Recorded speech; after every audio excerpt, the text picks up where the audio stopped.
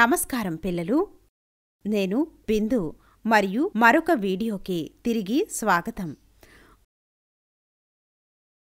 మునుపు మీరు ఓమ్స్ చట్టం, మెటీరియల్ రెసిస్టెన్స్ మరియు కండక్టర్ యొక్క రెసిస్టెంట్ ఆధారపడే కారకాల గురించి తెలుసుకున్నారు.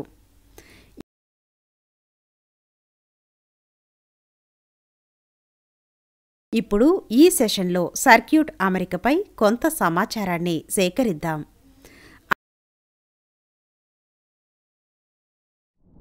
అభ్యాస ఫలితాలు. ఈ సెషన్ ముగింపులో మీరు దీని గురించి అర్థం చేసుకోగలరు. నిరోధాల వ్యవస్థ.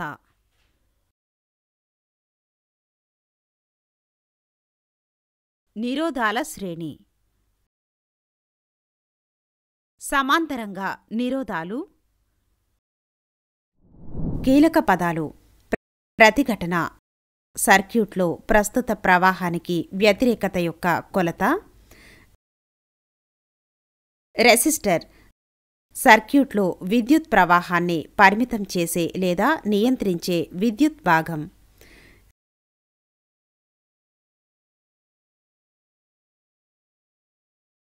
శ్రేణి, సమాంతరంగా సంభావ్య వ్యత్యాసం.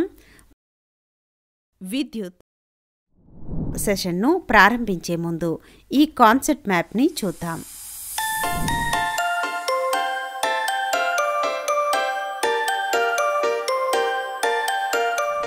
గతంలో వాహకం యొక్క ప్రతిఘటన సర్క్యూట్ ద్వారా విద్యుత్ను ఎలా ప్రభావితం చేస్తుందో మీరు తెలుసుకున్నారు. మీరు ఒకే నిరోధాన్ని కలిగి ఉన్న సాధారణ ఎలక్ట్రిక్ సర్క్యూట్ కేసును కూడా అధ్యయనం చేశారు.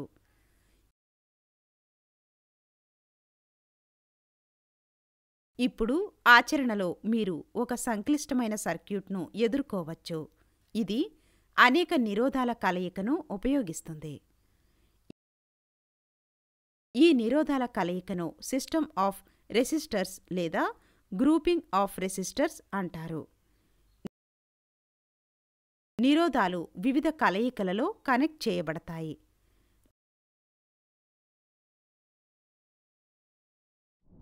నిరోధాలను కలపడానికి రెండు ప్రాథమిక పద్ధతులు: ఏ. శ్రేణిలో అనుసంధానించబడిన నిరోధాలు. బి. సమాంతరంగా కనెక్ట్ చేయబడిన నిరోధాలు. సర్క్యూట్ యొక్క భాగాలు శ్రేణిలో అనుసంధానించబడినప్పుడు ఎలక్ట్రాన్ల ప్రవాహానికి ఒకే మార్గం ఉంటుంది. సర్క్యూట్ యొక్క భాగాలు సమాంతరంగా అనుసంధానించబడినప్పుడు అవి శాఖలను ఏర్పరుస్తాయి మరియు ప్రతి శాఖ ఎలక్ట్రాన్ల ప్రవాహానికి ప్రత్యేక మార్గాన్ని అందిస్తుంది. శ్రేణి సర్క్యూట్ ఒకదాని తర్వాత ఒకటిగా భాగాలను కలుపుతూ సింగిల్ లూప్ని ఏర్పరుస్తుంది.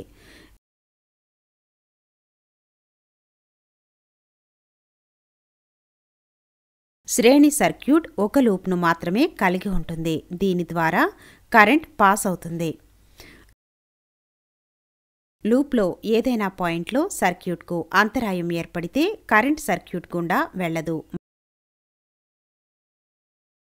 మరియు సర్క్యూట్కు కనెక్ట్ చేయబడిన ఏదైనా విద్యుత్ ఉపకరణాలు పనిచేయవు. అమ్మీటర్లోని కరెంటు విలువ ఒకే విధంగా ఉంటుంది.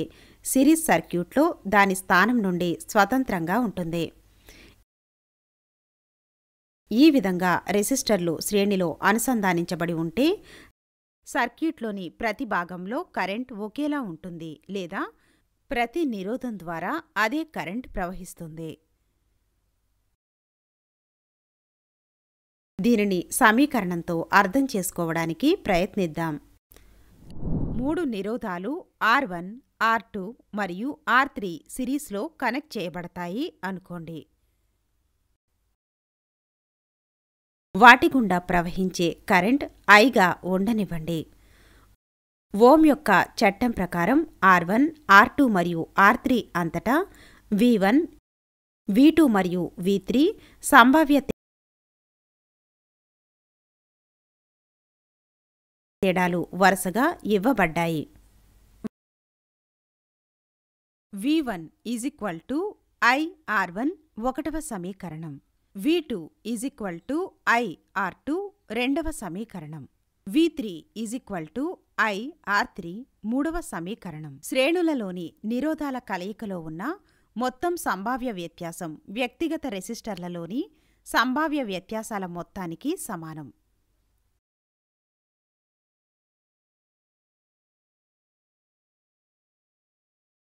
V is equal to V1 plus V2 plus V3 నాలుగవ సమీకరణం. సమీకరణం 4లో 1, 2, 3 సమీకరణాన్ని ప్రత్యామ్నాయం చేస్తే మనకు లభిస్తుంది V is equal to IR1 plus IR2 plus IR3 ఐదవ సమీకరణం. ఎఫెక్టివ్ రెసిస్టర్ అనేది ఒకే రెసిస్టర్. ఇది రెసిస్టర్లను సమర్థవంతంగా భర్తీ చేయగలదు. తద్వారా ఎలక్ట్రిక్ సర్క్యూట్ ద్వారా అదే కరెంటుని అనుమతించవచ్చు. నిరోధాల శ్రేణి కలయిక యొక్క ఎఫెక్టివ్ రెసిస్టెన్స్ RS అప్పుడు V is equal to IRS ఆరవ సమీకరణం. 5 మరియు 6 సమీకరణాలను కలపడం వలన మనకు లభిస్తుంది IRS is equal to IR1 plus IR2 plus IR3 RS is equal to R1 plus R2 plus R3. అందువల్ల అనేక నిరోధాలు శ్రేణిలో అనుసంధానించబడినప్పుడు వాటి సమానమైన ప్రతిఘటన లేదా ప్రభావవంతమైన ప్రతిఘటన వ్యక్తిగత ప్రతిఘటనల మొత్తానికి సమానంగా ఉంటుంది మరియు తద్వారా ఏదైనా వ్యక్తిగత ప్రతిఘటన కంటే ఎక్కువగా ఉంటుందని మీరు అర్థం చేసుకోవచ్చు.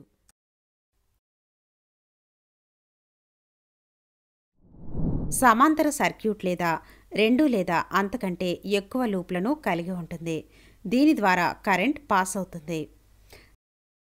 సర్క్యూట్ లూప్లలో ఒకదానిలో డిస్కనెక్ట్ చేయబడితే కరెంట్ ఇప్పటికీ ఇతర లూప్ల గుండా వెళుతుంది.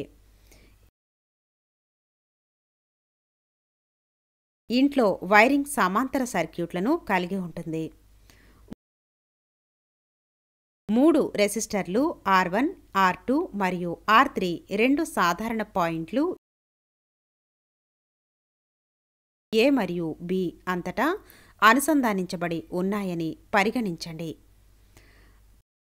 ప్రతి ప్రతిఘటన అంతటా పొటెన్షియల్ వ్యత్యాసం ఒకే విధంగా ఉంటుంది మరియు A మరియు B మధ్య సంభావ్య వ్యత్యాసానికి సమానంగా ఉంటుంది. ఇది వోల్ట్మీటర్ ఉపయోగించి కొలుస్తారు. A వద్దకు వచ్చే ప్రస్తుత I వరుసగా R1, R2 మరియు R3 ద్వారా I1, I2 మరియు I3 3 శాఖలుగా విభజించబడింది.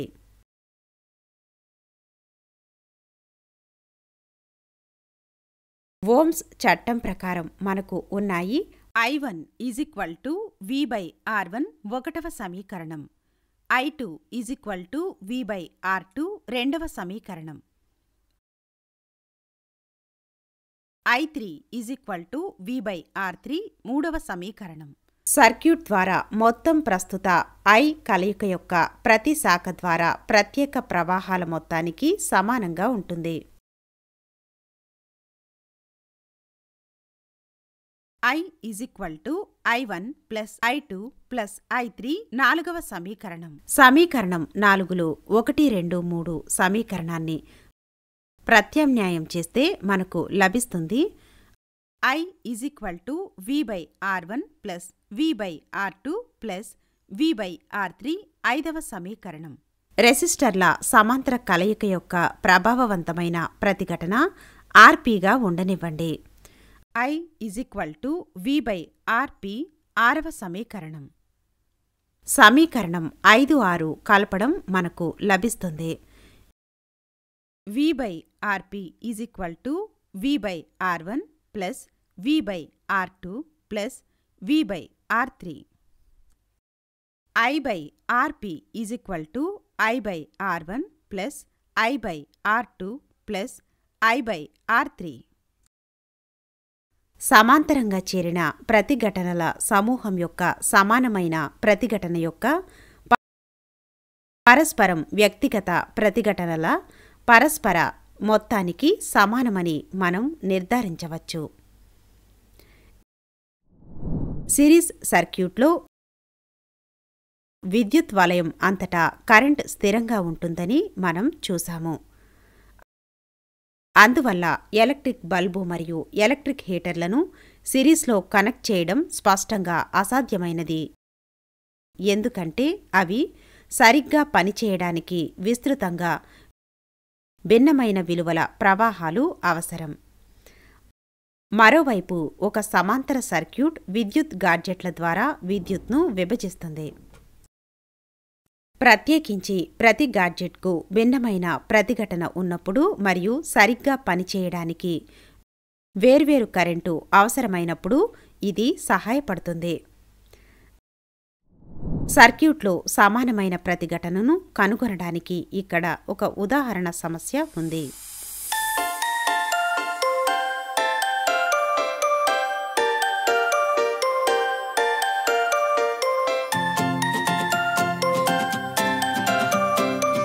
గుర్తుంచుకోవలసిన అంశాలు: 1.